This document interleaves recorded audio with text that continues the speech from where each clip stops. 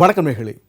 ஏலியன்கள் என்கின்ற வேற்று கிரக வாசிகள் பற்றி நீண்ட நெடுங்காலமாகவே பல்வேறு விவாதங்கள் எழுந்து கொண்டிருக்கின்றன. ஏலியன்கள் உண்மையிலேயே வாழ்கிறார்களா அல்லது வெறும் கட்டுக்கதையா என்கின்ற கேள்வியின் பின்னணியில்தான் சில சமீபத்திய தரவுகள் நமக்கு கிடைத்திருக்கின்றன. அவற்றை பற்றி தான் இந்த நிகழ்ச்சியில் நாம் அலசப் போகிறோம்.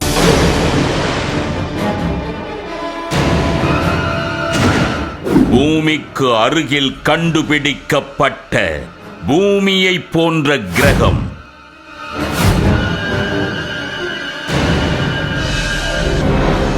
ஏலியன்கள் வாழ்வதை உறுதி செய்யும் விஞ்ஞானிகள்.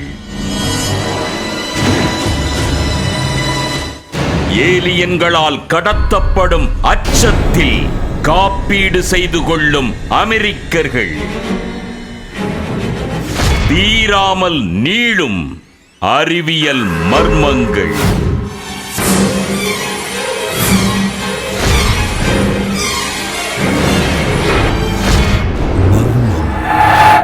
வேற்று கிரகவாசிகள் அவ்வப்போது பூமிக்கு வந்து சென்றதற்கான ஆதாரமாக பல்வேறு குறிப்புகள் கிடைப்பதாக சொல்கிறார்கள்.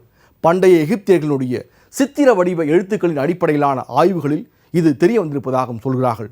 வேற்று கிரகவாசிகள் நைல் பள்ளத்தாக்கிற்கு பறக்கும் தட்டுகளில் வந்து போனார்கள் என்பதாக அந்த சித்திர எழுத்துக்களில் தெரிய வந்திருப்பதாகவும் கூறுகிறார்கள். 18ஆம் நூற்றாண்டின் இறுதி காலகட்டத்தில் மாவீரன் நெப்போலியன் போனபர்ட்டினுடைய மண்டையோட்டில் அரை அங்குலம் அளவிற்கு வேற்று கிரகத்தின் பொருள் ஒன்று கண்டுபிடிக்கப்பட்டதாகவும் சொல்லப்படுகிறது.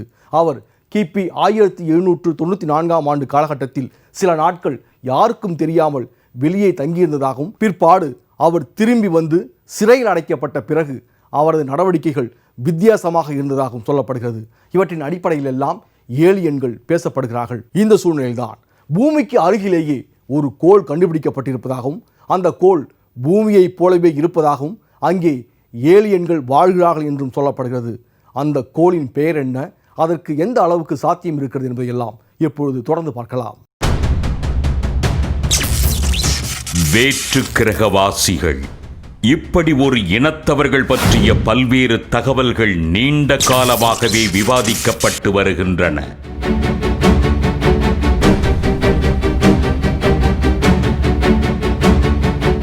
அத்தோடு அறிவியலால் முற்றிலும் கண்டுபிடித்து முடித்துவிட முடியாமல் அண்டவெளி ரகசியங்களும் நீடித்துக் கொண்டே இருக்கின்றன.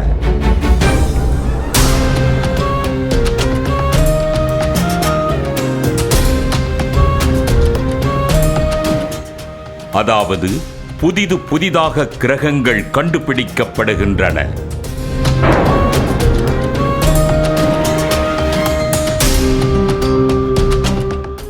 பூமியை தவிர மற்ற கிரகங்களில் மனிதன் அல்லது உயிர்கள் வாழ முடியுமா என்ற ஆராய்ச்சி நடந்து கொண்டிருக்கிறது.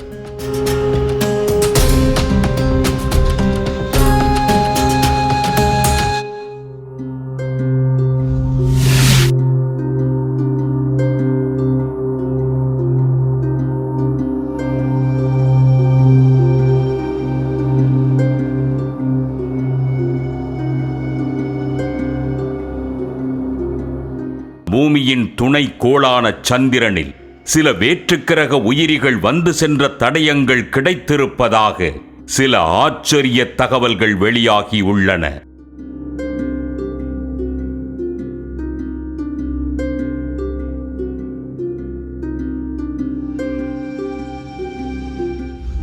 இந்த நிலையில்தான் 2014ஆம் ஆண்டு அந்த புதிய கிரகம் கண்டுபிடிக்கப்பட்டிருக்கிறது.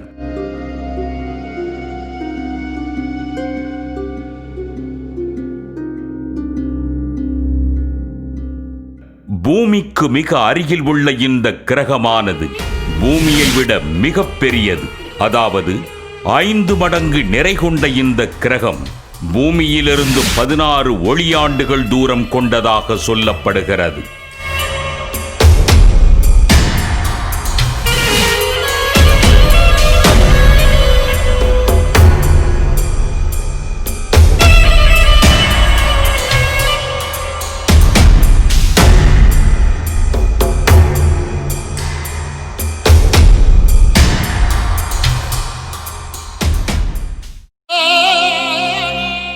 பூமியைப் போலவே இங்கு தட்பவெட்ப நிலைகள் இருப்பதாகவும் இதனால் உயிரினங்கள் வாழ்வதற்கான சாத்தியக்கூறுகள் அதிகம் இருப்பதாகவும் ஆய்வாளர்கள் கூறுகிறார்கள்.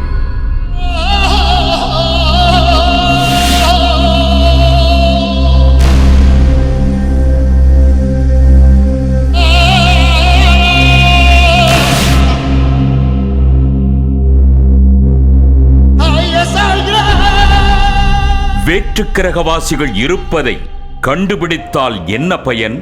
அவர்கள் நம்மோடும் அவர்களோடு நாமும் இணைந்து வாழ முடியுமா? இதற்கான சாத்தியங்களும் குறைவுதான். காரணம், வேற்றுக்கிரகவாசிகள் நம்மை விட பலசாலிகள் மற்றும் புத்திசாலிகள் என்கிற கருத்தும் நிலவுகிறது.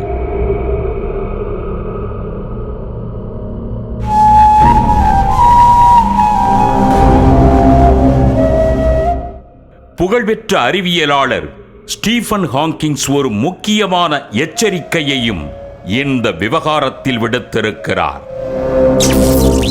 வேற்றுக்கிரகவாசிகள் குறித்த ஆய்வு நல்ல விஷயம்தான். அவர்களிடமிருந்து ஒரு நாள் நிச்சயம் சிக்னல் வரும். ஆனால் அதை ஏற்காமல் இருப்பதே நமக்கு நல்லது. இல்லாவிட்டால் அவர்கள் நம்மை அழித்து விடுவார்கள் என்று கூறியுள்ளார்.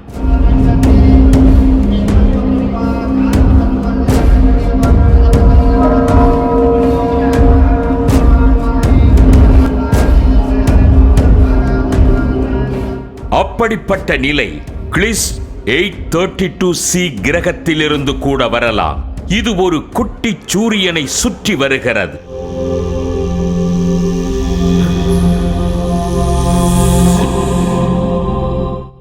அந்த சூரியனும் அழிந்து கொண்டிருக்கிறது என்றும் கூறுகிறார்கள்.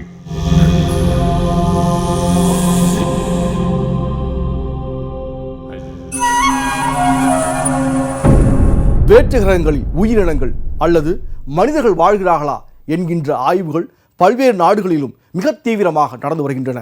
இவற்றில் குறிப்பிடப்படக்கூடிய நாடுகள் அமெரிக்காவும் ரஷ்யாவும். கிட்டத்தட்ட ஒரு போட்டியின் அடிப்படையிலேயே இந்த நாடுகள் செயல்படுவதாகவும் சொல்லப்படுகிறது. அமெரிக்காவில் ஏலியன்களுடைய நடமாட்டம் இருந்திருக்கிறது என்றும் அதை அமெரிக்கா மூடி மறைக்கிறது என்றும் ஒரு குற்றச்சாட்டு முன்வைக்கப்படுகிறது. இதற்கு காரணம் ரஷ்யாவினால் இந்த தகவல்கள் அபகரிக்கப்பட்டு விடக்கூடாது என்றும் சொல்கிறார்கள். இந்த நிலையில்தான் கடந்த 2015ஆம் ஆண்டு கெப்லர் என்கின்ற அதிநவீன நுண்ணோக்கியின் மூலமாக சூரியனை சுற்றியிருக்கக்கூடிய கிரகங்கள் ஆராயப்பட்ட போது ஒரு கிரகம் கண்டுபிடிக்கப்பட்டதாகவும் சொல்லப்படுகிறது. அதன் பெயர் கெப்லர் 452 என்று குறிப்பிடுகிறார்கள். இது பூமியிலிருந்து 1400 ஒளி ஆண்டுகள் தொலைவில் இருப்பதாகவும் சொல்லப்படுகிறது. இந்த கிரகத்திலும் வேற்று கிரகவாசிகள் வாழ்வதற்கான பல சாத்தியக்கூறுகள் இருக்கின்றன என்றும் சொல்கிறார்கள்.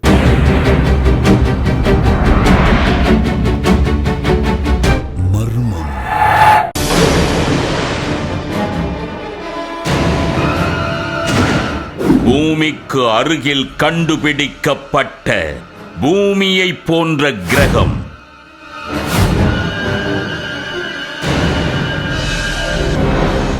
ஏலியன்கள் வாழ்வதை உறுதி செய்யும் விஞ்ஞானிகள். ஏலியன்களால் கடத்தப்படும் அச்சத்தில் காப்பீடு செய்து கொள்ளும் அமெரிக்கர்கள். தீராமல் நீளும் அறிவியல் மர்மங்கள்.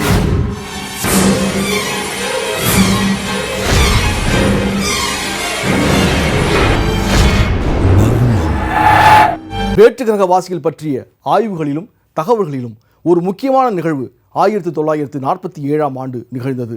அமெரிக்காவினுடைய நியூ மெக்சிகோவில் இருக்கக்கூடிய ரோஸ்வெல் என்கின்ற பாலைவனத்தில் ஏலியன்கள் வந்து இறங்கியதாக சொல்லப்படுகிறது. அதுவும் பறக்கும் தட்டுகளில் அவர் வந்து இறங்கியதை பலர் பார்த்திருக்கிறார்கள் என்கிற தகவலும் கிடைத்தது. அதில் முக்கியமானவர் மிட்செல் என்கின்ற விண்வெளி வீரர். இவர் 1971ஆம் ஆண்டிய அப்போலோ 14 என்கின்ற திட்டப்பணியில் அங்கம் வகித்தவர் என்பதும் நிலவில் காலடி வைத்த 6வது மனிதர் என்பதும் குறிப்பிடத்தக்கது. இவர் சில புகைப்படங்களையும் வெளியிட்டிருக்கிறார். ஆனால் அது அப்போது சர்ச்சைக்கு உள்ளாக்கப்பட்டது. 1947ஆம் ஆண்டு ரோஸ்வெல்லில் வந்து இறங்கிய ஏலியன்கள் என்று சில புகைப்படங்கள் கிடைக்கின்றன.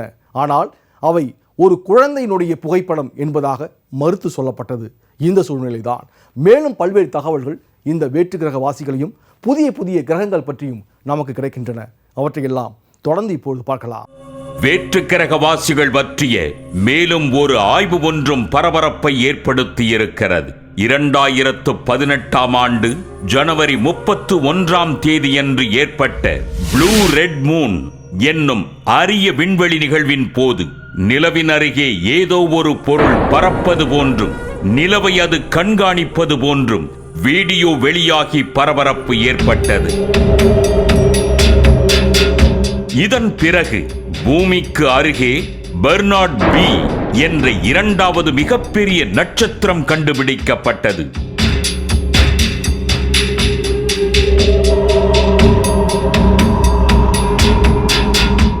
இதில் புவி வெப்பச்சூடு மற்றும் குளிர்த்தன்மை இருப்பதற்கான சாத்தியக்கூறுகளை நாசா விஞ்ஞானிகள் கண்டறிந்துள்ளனர்.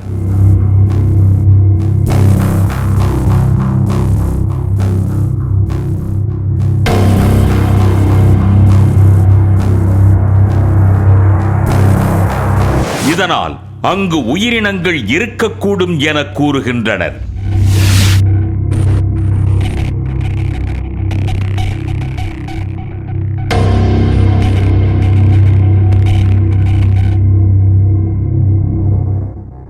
அதுவும் வேற்றுக்கிரக மனிதர்கள் என்கிற நமது நெடுநாள் விவாதம் உண்மையாக அதிக வாய்ப்பிருப்பதாகவும் பேசப்படுகிறது.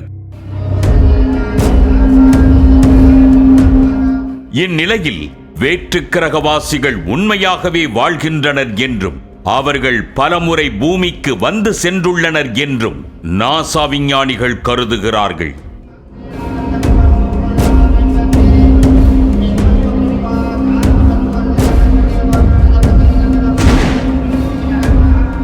இதனிடையே மற்றொரு ஆய்வில் ஏலியன் பூமியிலிருந்து வெகு தொலைவில் இல்லை என்றும் அவர்கள் பூமிக்கு நெருக்கமான ஒரு கோளில்தான் இருக்க வேண்டும் என்றும் விஞ்ஞானிகள் கூறுகின்றனர்.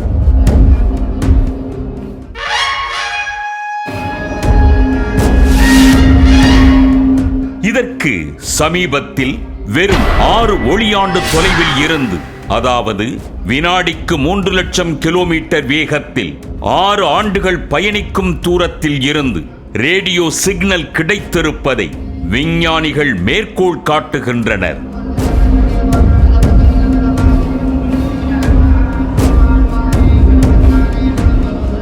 பெர்னார்ட் பி நட்சத்திரம் குறித்த ஆய்வு மேற்கொண்டுள்ள அமெரிக்காவின் வில்லனோவா பல்கலைக்கழகத்தின் வான் இயற்பியல் விஞ்ஞானிகள் இந்த புதிய கோளில் உயிரினங்கள் வசிப்பதற்கான குளிர்த்தன்மை இருப்பதாகவும் தெரிவிக்கிறார்கள். பெர்னார்ட் பி நட்சத்திரத்தில் -238 டிகிரி குளிர்நிலை இருப்பதும் கண்டறியப்பட்டுள்ளது. ஏற்கனவே 150 கோடி ஒளியாண்டு தூரத்தில் இருந்து ரேடியோ சிக்னலை ஏலியன்கள் பூமிக்கு அனுப்பியுள்ளனர்.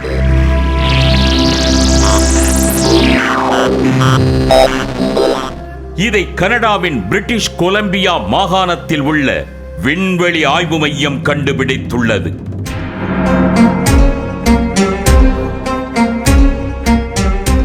இவ்வாறு வேற்றுக்கிரகவாசிகள் தொடர்பான ஆய்வுகள் தீவிரமாக மேற்கொள்ளப்பட்ட நிலையில் ஏலியனீஸ் என்னும் பெயரில் நாசா விஞ்ஞானிகள் தாமாக உருவாக்கிய ஒரு புதிய மொழியில் இந்த பூமி மற்றும் இங்கு வாழும் மனிதர்கள் பற்றிய படங்கள், தகவல்களை பயோனியர் விண்கலம் மூலம் பூமிக்கு தொலைவில் உள்ள நட்சத்திரங்களுக்கு அனுப்பி வைத்துள்ளதாகவும் தகவல்கள் வெளியாகி இருக்கின்றன.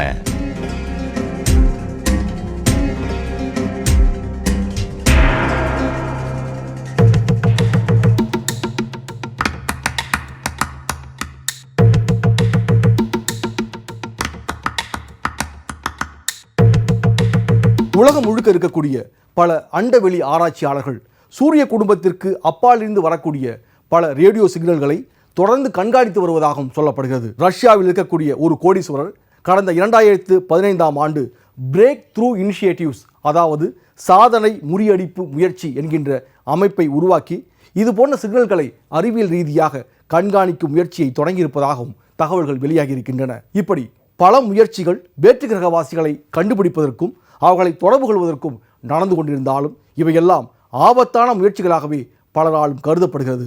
இதற்கு காரணம் வேற்று கிரகவாசிகள் நம்மை விட பலசாலிகள் மற்றும் புத்திசாலிகள் என்பதால் அவர்கள் நம்மை தொடர்பு கொண்ட பிறகு அடிமைப்படுத்தி விடுவார்கள் அல்லது அழித்து விடுவார்கள் என்கின்ற எச்சரிக்கையும் முன்வைக்கப்படுகிறது.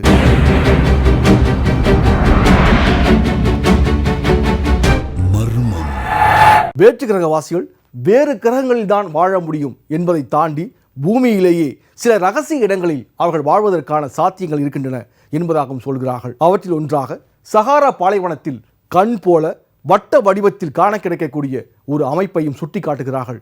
இங்கே வேற்று கிரகவாசிகள் வந்து இறங்கியிருக்கலாம், வாழ்ந்திருக்கலாம் என்பது போன்ற பல தகவல்கள் யூகங்களின் அடிப்படையில் சொல்லப்படுகின்றன.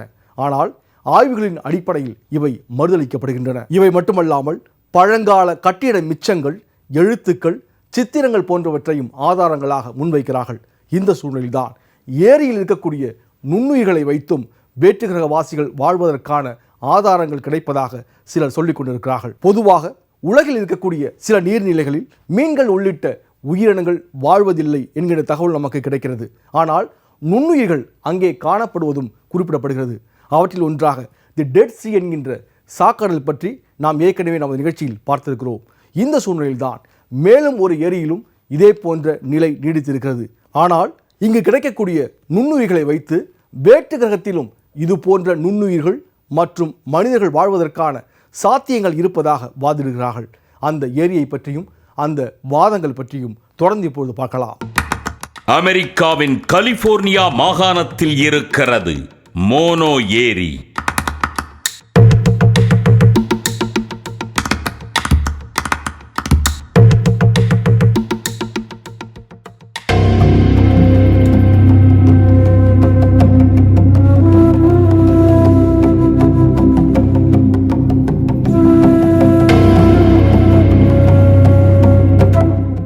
அழகான தோற்றத்தில் காண கிடைக்கும் இந்த ஏரி உப்புத்தன்மை அதிகம் கொண்டது.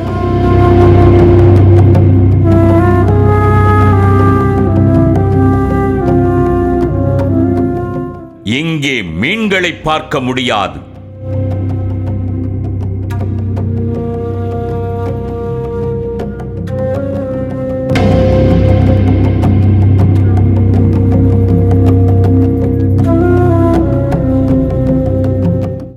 இதற்கு காரணம் ஆர்சானிக் போன்ற ஒருவித நச்சு இங்கே இருப்பதாக சொல்லப்படுகிறது. ஆனால் பாக்டீரியாக்கள் போன்ற நுண்ணுயிர்கள் வாழ்வதாக கண்டறியப்பட்டிருக்கிறது. இதை வைத்துத்தான் வேற்றுக்கிரக உயிரினங்கள் பற்றியும் சில மதிப்பீடுகளை உருவாக்குகிறார்கள்.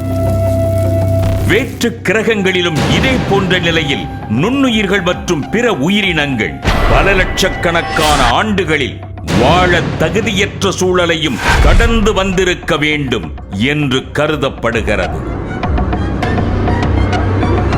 இது ஒருபுறம் இருக்க, இந்த நிலையில் கலிபோர்னியாவில் நாசா விஞ்ஞானி மரியோ பெரஸ் நாசா மேற்கொண்ட கண்டுபிடிப்புகள் குறித்த தகவல்களை பகிர்ந்து கொண்டார்.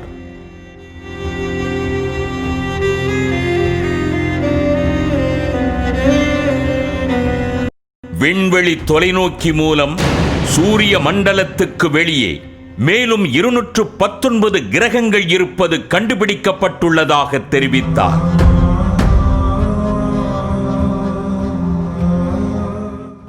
இந்த கிரகங்களுடன் சேர்த்து கண்டுபிடிக்கப்பட்டுள்ள மொத்த கிரகங்களின் எண்ணிக்கை 4034 என்று சொல்லப்படுகிறது.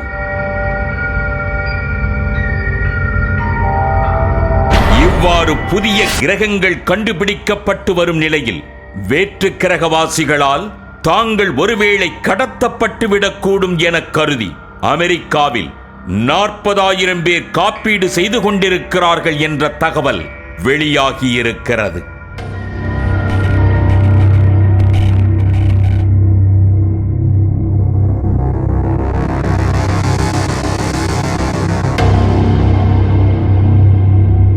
இப்படி பல தரவுகள் மற்றும் சர்ச்சைக்குரிய கருத்துகள் வேற்று கிரகவாசிகளை மையமாக வைத்து சுழன்று கொண்டிருக்கின்றன.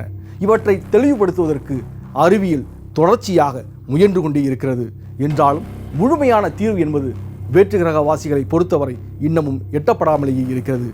எனவே இது மர்மத்தின் பட்டியலிலேயே இன்றைக்கும் நீடித்துக் கொண்டிருக்கிறது. இதே போன்ற மேலும் பல்வேறு